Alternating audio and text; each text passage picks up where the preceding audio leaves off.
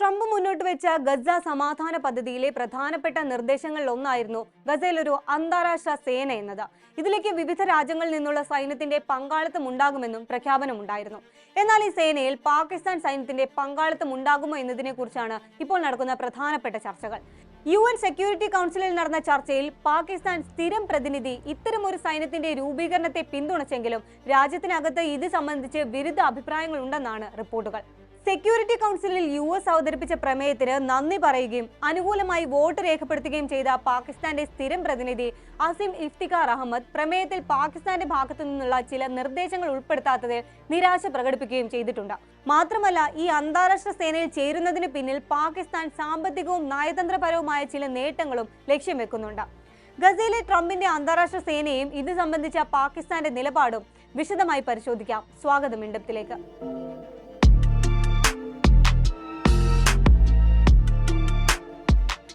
2025 സെപ്റ്റംബറിലാണ് ഗസയിലെ വെടിനിർത്തൽ ലക്ഷ്യമിട്ടുകൊണ്ട് ട്രംപിന്റെ നേതൃത്വത്തിൽ ഒരു സമാധാന പദ്ധതി ആവിഷ്കരിച്ചത്.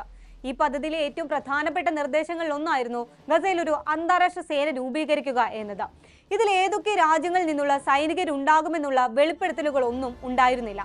എങ്കിലും പാകിസ്ഥാനും സൈന്യത്തിൽ ഉണ്ടാകുമെന്ന് നേരത്തെ തന്നെ റിപ്പോർട്ടുകൾ ഉണ്ടായിരുന്നു. വിവിധ ഇസ്ലാമിക രാജ്യങ്ങളുടെ പിന്തുണയും ഇക്കാര്യത്തിൽ പാകിസ്ഥാന് ലഭിക്കുന്നുണ്ട്. ജോർദാൻ, ഈജിപ്ത് തുടങ്ങിയ രാജ്യങ്ങളെല്ലാം പാകിസ്ഥാൻ ഈ അന്താരാഷ്ട്ര സേനയിൽ ചേരുന്നതിന് അനുകൂലമാണെന്നാണ് റിപ്പോർട്ടുകൾ.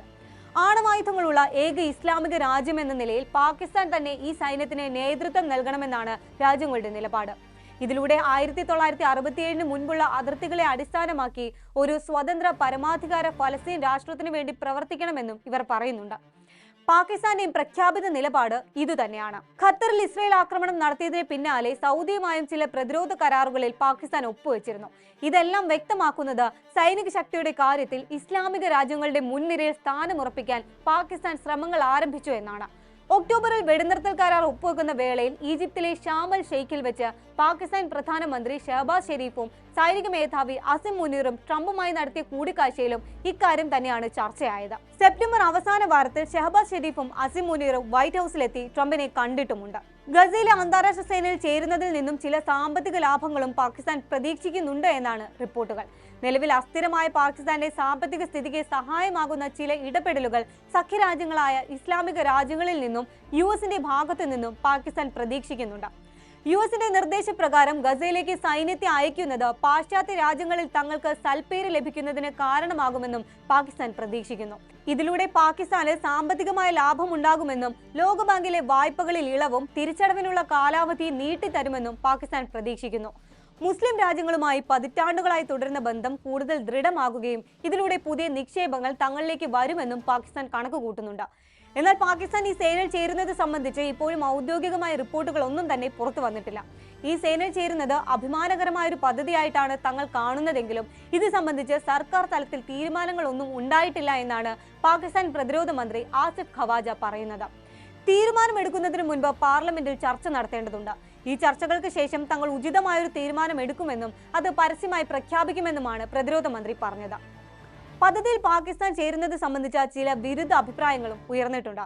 US തയ്യാറാക്കിയിരിക്കുന്ന പദ്ധതിയിൽ ഇസ്രായേലിന്റെ താൽപര്യങ്ങൾ സംരക്ഷിക്കുന്ന തരത്തിലുള്ള ഒരു ചായ്വ് പ്രകടമാണെന്ന് മുൻ പാകിസ്ഥാൻ വിദേശകാര്യ സെക്രട്ടറി സൽമാൻ ബഷീർ പറയുന്നുണ്ട്.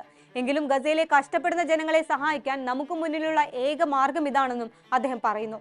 അതിനാൽ തന്നെ പാകിസ്ഥാൻ ഈ സൈന്യത്തിന്റെ ഭാഗമാകണമെന്നാണ് അദ്ദേഹത്തിന്റെ പക്ഷം. ആഭ്യന്തരമായി തന്നെ വലിയ സൈന്യത്തെ ആവശ്യമുള്ള പാകിസ്ഥാന് അന്താരാഷ്ട്ര ആവശ്യങ്ങൾക്ക് വേണ്ടി സൈന്യത്തെ വിട്ടു നൽകാൻ കഴിയുമോ എന്ന ആശങ്കയും ഈ ഘട്ടത്തിൽ നിലനിൽക്കുന്നുണ്ട്.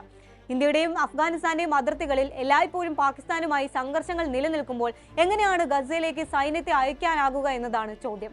മാത്രവുമല്ല, ഗസയിൽ ഇസ്രായേൽ സൈന്യത്തിനൊപ്പം പ്രവർത്തിക്കാൻ പാകിസ്ഥാൻ സൈന്യത്തിനാകുമോ എന്നും പ്രായോഗികമായി ഇത് സാധ്യമാകുമോ എന്നും ചോദ്യങ്ങൾ ഉയരുന്നുണ്ട്. ഇസ്രായേലിനെ അംഗീകരിക്കാത്ത ഒരു രാജ്യത്തെ സൈന്യത്തിന് അന്താരാഷ്ട്ര തലത്തിൽ ഇസ്രായേൽ സൈന്യത്തെ ഏകോപിപ്പിച്ചുള്ള പ്രവർത്തനങ്ങൾ നടത്തുന്നതിന് പ്രായോഗിക ബുദ്ധിമുട്ടുകൾ ഉണ്ടാകുമെന്നും വിലയിരുത്തലുകളുണ്ട്. ഇസ്രായേൽ സൈന്യം മാത്രമല്ല, ഇസ്രായേലിനെ അംഗീകരിക്കുന്ന രാജ്യങ്ങളിലെ സൈന്യങ്ങളും ഈ പദ്ധതിയുടെ ഭാഗമാകാൻ സാധ്യതയുണ്ട്. അങ്ങനെയെങ്കിൽ അവരുമായി പാകിസ്ഥാൻ സൈന്യത്തിന് ഇടപഴകേണ്ടി വരും. ഇതെല്ലാം ഏതെങ്കിലും തരത്തിലുള്ള പ്രശ്നങ്ങളിലേക്ക് നയിക്കില്ലേ എന്ന ചോദ്യങ്ങളും ഉയരുന്നുണ്ട്. മാത്രമല്ല, ഗസയുടെ പുനർനിർമ്മാണവും സമാധാന പദ്ധതികളും ഒക്കെയാണ് പറയുന്നതെങ്കിലും ഈ സേനയുടെ യഥാർത്ഥ ലക്ഷ്യങ്ങൾ ഒന്നായി പറയുന്നത് ഹമാസിനെ നിരായുധീകരിക്കുക എന്നതുകൂടിയാണ്. അതിന് ഹമാസ് തയ്യാറാകുമോ എന്നതാണ് മറ്റൊരു ചോദ്യം.